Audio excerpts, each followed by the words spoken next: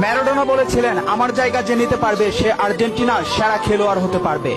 টেভেজ বলেছিল, যে মেসিকে বুঝে না সে ফুটবল খেলাই বুঝে না।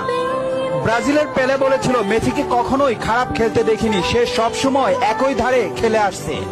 পেপ গার্দিওলা বলেছিলেন, মেসিকে নিয়ে কিছু লিখবেন না, না লিখে ওকে শুধু দেখে যান, কেননা কোনো কোচ বা সিস্টেম তাকে আটকাতে পারে না।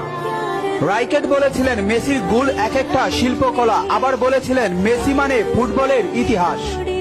ব্রাজিলের রোনালদো বলেছিলেন, মেসিকে অনেক বেশি কমফিট মনে হয়। ফিগো বলেছিলেন, মেসিকে দেখা মানে অর্গজমের পর অবিশ্বাস্য। জাভি বলেছিলেন, মেসি অন্যদের থেকে কতটা এগিয়ে এটা যারা বুঝে না তারা অন্ধ।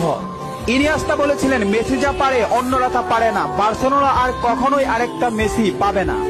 ব্রাজিলের রোনালদিনহো বলেছিলেন, আমি একবার বিশ্ব সেরা হয়েছিলাম, কিন্তু তখনও বার্সার সেরা প্লেয়ার হতে পারিনি, কারণ তখন বার্সাতে ছিল মেসি।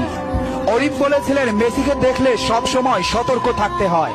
ইব্রাহিম মুভিজ বলেছিলেন, মেসির বাঁ পায়ে যথেষ্ট, ডান পায়ের কোনো প্রয়োজনই নেই। খুলিদ বলেছিলেন, মেসিকে দেখতে পাচ্ছি বলে আমরা ভাগ্যবান, কারণ মেসি ফুটবলের সৌন্দর্য। রোমারিও বলেছেন, ও নিউটন আইনস্টাইনের মতো প্রতিনিয়ত নিজেকে ছাপিয়ে যাচ্ছে। আরজি বলেছেন, লিওনেল মেসি বাস্তবে এত নম্র ও ভদ্র, অথচ মাঠে সে একটা আগুনের গোলা। ইস্টাকপ বলেছেন, মেসিকে থামাতে গেলে